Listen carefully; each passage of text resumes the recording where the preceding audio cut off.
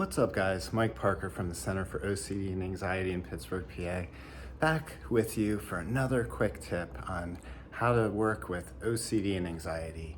Today, I'm going to talk to you about self-care. And my wife's going to spit out her coffee when she hears me talk about self-care. I have not always been the best at self-care. But I'm turning over a new leaf. So it might not surprise my wife as much as I think it will.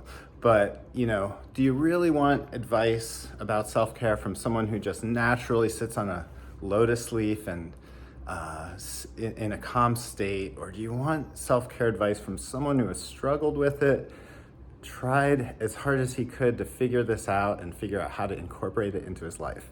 That's right, that's what I thought. So you're gonna get your advice from me.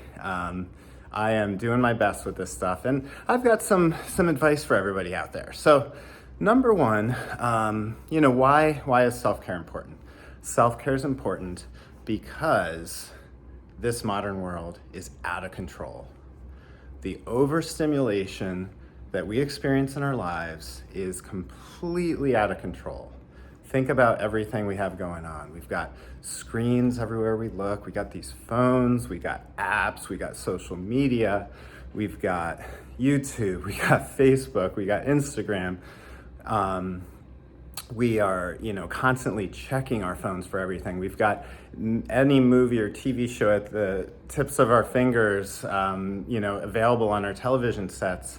And then we've got, ridiculous amounts of sugar, snacks, candy, cake, everywhere you look, snack food, filling up the aisles of the grocery store.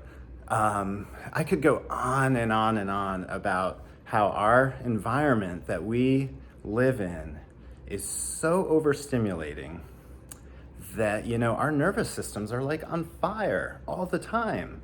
We're constantly thinking about checking the next thing, eating the next snack, whatever it might be. And we are just stimulated. And that's why self-care is so important, because you can't just rely on your environment and just accept everything that's given to you these days. You have to figure out how to shape your environment and shape your choices to take care of yourself. And so I'm going to give a really general kind of piece of advice about this. And it's really sort of a mindset kind of piece of advice. And what I'm going to say is self-care is all about moving from a place of stimulation to a place of calm. So, figuring out what are all those things that excite and stimulate your nervous system, those things that get you stuck sort of up here in your head, just thinking and analyzing and viewing and getting immersed in, stimulus like, visual and audio and, nonstop looking at the next YouTube video or listening to the next song on Spotify.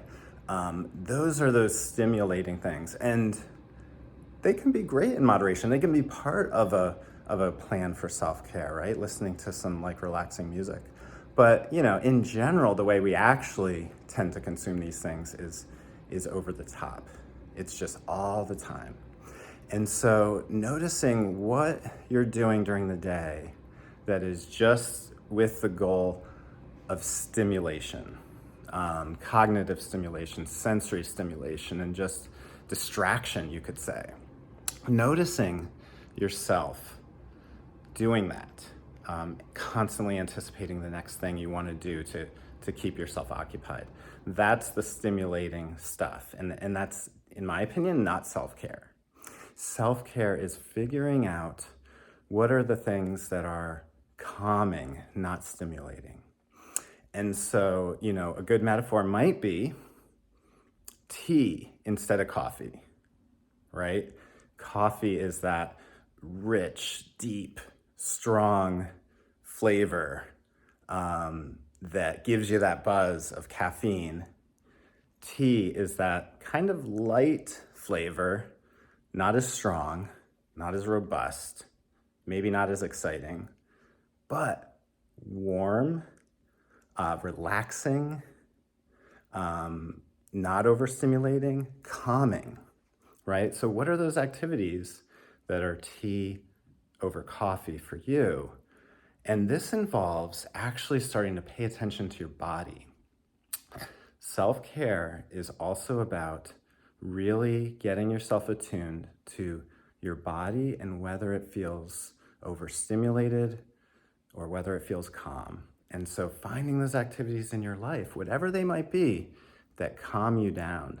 And that might involve like things like you're not used to, like sitting in a quiet room without any music or any TV on and just being, right? Going for a walk and not bringing your headphones with you to listen to a podcast while you're on the walk, just walking outside. Those are the things that are going to work you towards calming your body down. So that's the best advice I can give at this point in my life. This is what I've learned. It's all about moving towards calm and moving away from stimulation.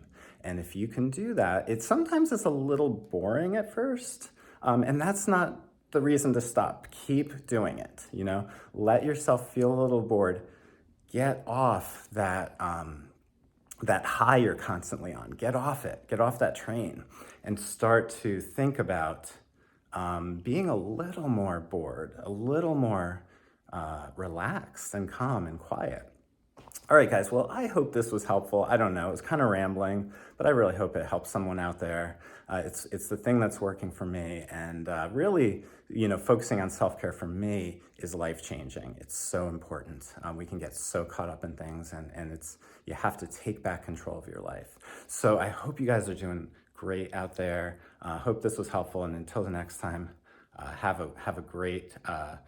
good luck with your OCD and your anxiety, and I'll talk to you next time. Take care.